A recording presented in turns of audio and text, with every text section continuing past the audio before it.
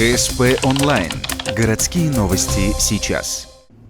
Пятница, 19:00. Совместный рейд полицейских и дружинников по улицам города. Всего в Ухте таких вот добровольцев порядка 40 человек. На это дежурство вышли двое.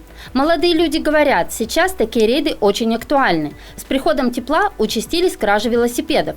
Чтобы их было меньше, правоохранители и их добровольные помощники проверяют эти средства передвижения, записывают серийные номера рамы, личные данные владельцев и его место жительства. Так железного коня легче будет найти в случае пропажи.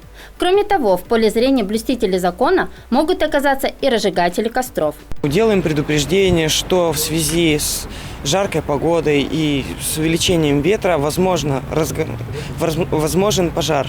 И то есть делаем предупреждение, если люди не понимают, то их, соответственно, отвозят в отдел для выяснения обстоятельств. В работу добровольцев входит еще одна задача – это соблюдение порядка в городе. С приходом тепла люди забывают о законе, запрещающем распивать алкоголь в общественных местах. Этот вечер не обошелся без такого случая. Нарушителями оказались две девушки. Там документы есть? Что ты, пила с пивом? Вывез. Дома не пьешь? Ну что? Парень? Да. Как я зовут? Говори. А что не говорите? Ему стыдно? Нет. Пиво.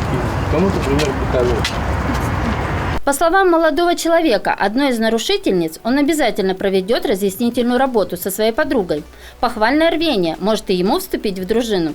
Рейд длится 4 часа. За это время проделана немалая работа. Досмотрели 8 велосипедов, предотвратили 3 случая распития алкоголя и доставили в участок одного человека без определенного места жительства.